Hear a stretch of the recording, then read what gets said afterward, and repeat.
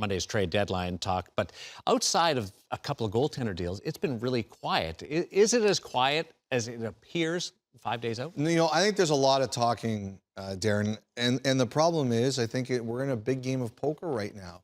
A lot of the sellers are asking for huge prices. And I think a lot of the buyers, and Hoffman is a perfect example of a guy who's been talked about. I think a lot of the buyers are sitting there, Darren, and saying, let's see how long you're going to hold on to this, or are we going to see desperation when we get closer to the deadline? Because, Chris, my sense is there's a lot more sellers than there are buyers right now. So I think their buyers are trying to squeeze them out.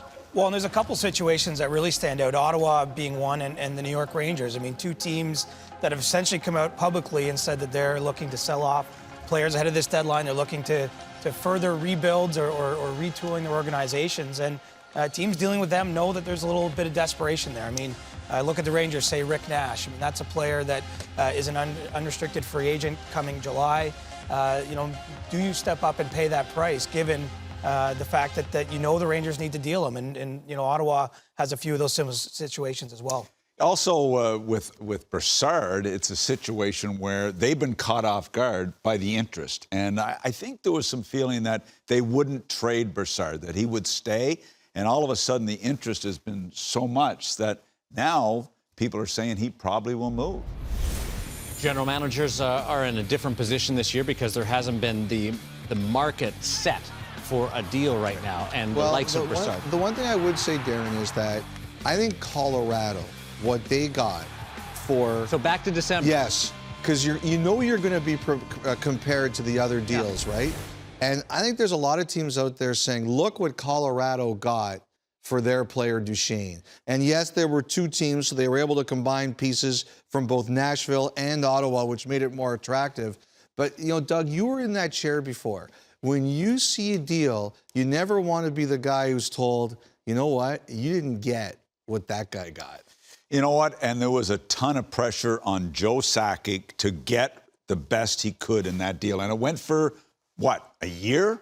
Now the pressure is squarely on Pierre Dorion and also Steve Gordon. I mean, the pressure is on, especially Dorion, because all of a sudden it's wholesale changes.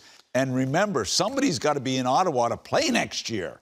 But he is the pressure of big-name guys, Hoffman, Brassard, Pajot, these are Sack Smith. These are household names in Ottawa. Not to mention this guy. Well, if we're holding the general managers to the standard of the Ottawa, Nashville, Colorado deal, we may not get any trades. Exactly. If they're all looking for that kind of return. But the pressure comes into it, no question. So what is Ottawa's strategy for Erik Karlsson? Look, I thought Nick hit it on the head last weekend on Saturday night, and when he said that they're in full-on listening mode. And, people said, when Nick said that on Saturday night, people said, no, they're not trading Karlsson right now. I don't know how you could say one way or the other with any certainty. It's your job, if you're the Ottawa Senators, to listen. And they're listening. And it's your job to test the market and say, if we do this, then what are we going to get? And I have no doubt that Tampa's in. But the thing that I really believe is that when you have a player like this available, everybody's in. Because they don't come available too often. And you're not doing your job as a manager if you're not sitting down with your staff and saying, if we want to do this, A, can we, and B, how can we make it So happen? when you say everybody's in, does that mean contenders plus middle of the pack plus those building? If I was an owner and I knew that Erik Karlsson was potentially available and my general manager hadn't asked at least, I would be furious. What stands out to me is how quickly the conversation around Erik has moved and evolved here. I mean, I have multiple people working for different teams saying he's getting traded now. I mean, that's the consensus around the league. It may not happen before Monday, but the feeling is there's no chance this guy's back in Ottawa as of next year. And even think back to the season. I mean, Elliott reported, 2 months ago, that they had asked for his no-trade list. It was a matter of routine. It was explained away. And at that time, there was a lot more will he be traded. Now it feels far more like a certainty. And I think the ultimate question is, what can they get right now? Because a team like the Tampa Bay Lightning, the deal doesn't get better in the summer. This is the ultimate time for them to make this trade with two chances at the Cup with him. What does Pierre Dorion need to get back? You're the general manager. He's got to hit a home run here. And What is that? Well, he's got to get a couple of players for sure that can play, okay? And they've got to be the right age. That's the challenge. And what is Stevie Y going to do?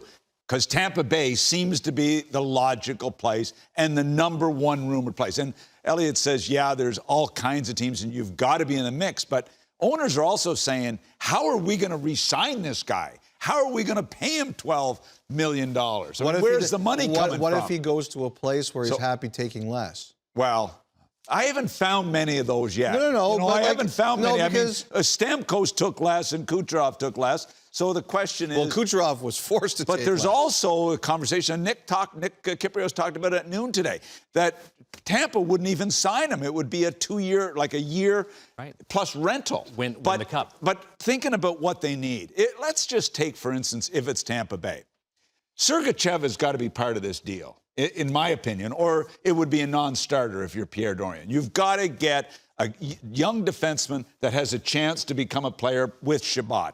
And then you've got to get prospects and you've got to get draft picks. This is they're talking 6 pieces for Karlsson. Well, and I think there's another variable to this. If they are serious about, if you want to take Karlsson, if you want to get Karlsson, you've got to take Bobby Ryan. Then that package is not going to be as good. Yeah. But that gets it done right now, Elliott. I agree with you. That's but the kind that's of, not the a kind trade. of piece that gets that trade done by Monday. Yes, but are Ottawa fans going to be happy you know with the hockey portion Mm-hmm. of that trade? But if you're going to trade a Karlsson, you've got to hit a home run. You can't be worried about Bobby Ryan. I know it's part of it. I get that. But you can't be worried about Bobby Ryan's contract. You got to be worried about what assets you're getting to make your team better.